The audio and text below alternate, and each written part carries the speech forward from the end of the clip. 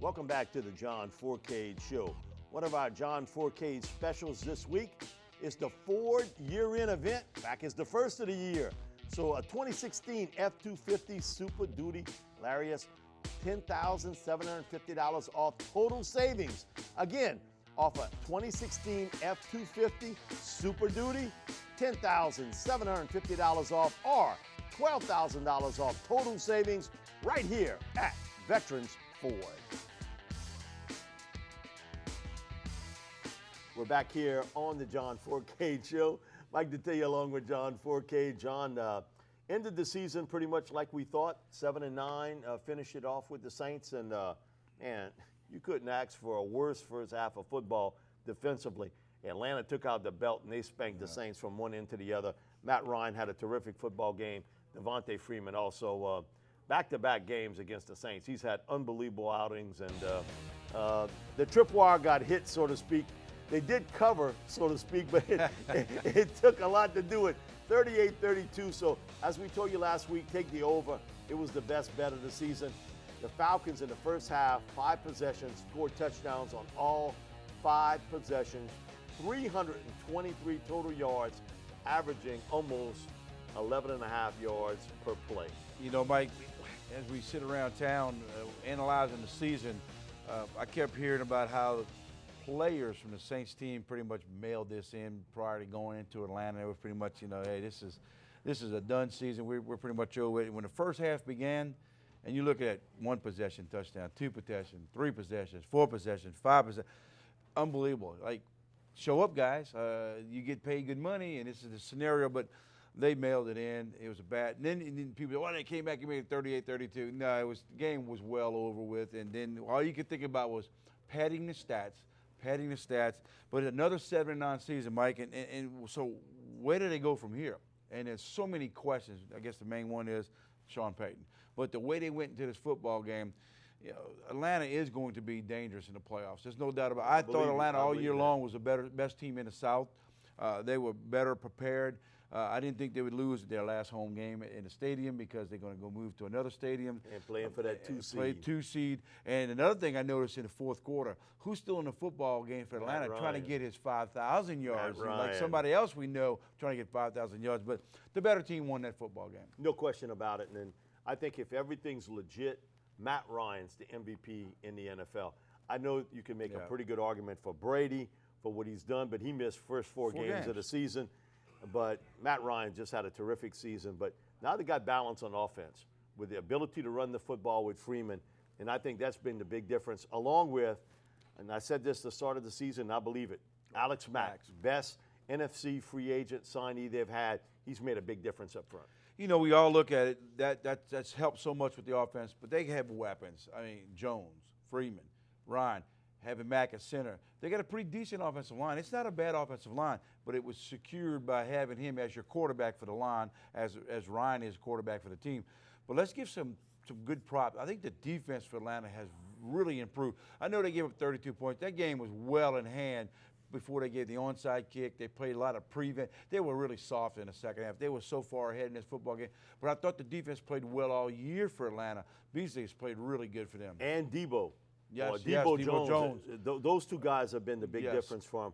On Monday night, Sean came on our show on WWL. Basically, it took us longer to come up with the question than for him to answer it. But basically him saying. But the guy who asked the question got around all that. Yeah, well, naturally, as he normally does. But whatever. It came down to the fact that he says, as far as he's concerned, he's coming back for 2017, has a contract for 2020. You can read that a lot of different ways. He basically told us we've got meetings with all the assistant coaches all this week, with players, everything else. I think he's going to have to make some changes on that staff. And he indicated very strongly that he would go in that direction, that we're going to evaluate everyone. And also kind of pointing a finger at the scouts, that we're on the evaluation of those guys too.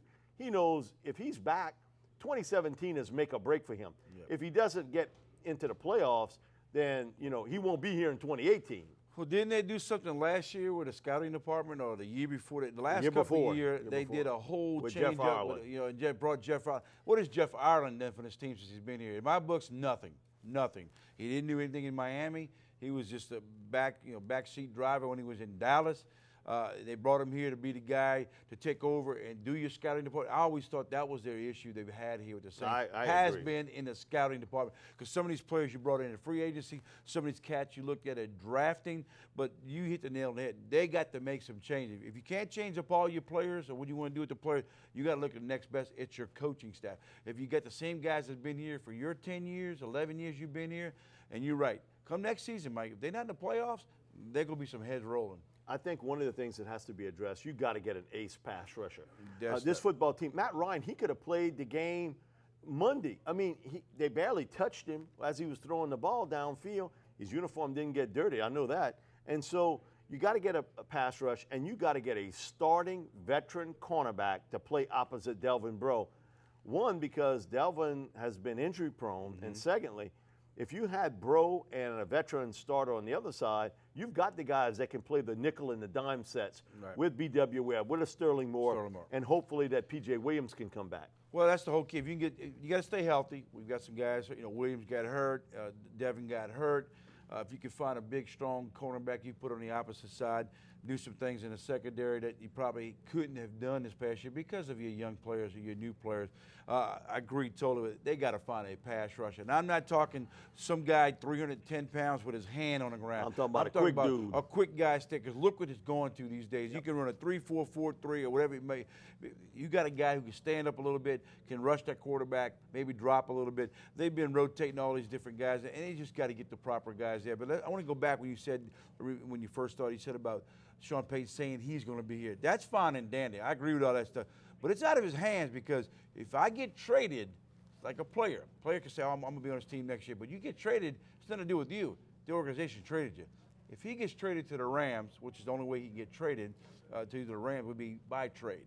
Now, he covers his butt by saying, I'm going to be here next year. I want to be here. I got a contract. Well, that's fine and dandy, but if the organization says, yeah, we're going to trade you to the Rams, they want to give us this, that, and a bunch of other stuff, that's why I think still things are out there on the table, because the rumors are out there, Mike, and it's not just coming from local rumors, it's just nationwide rumors.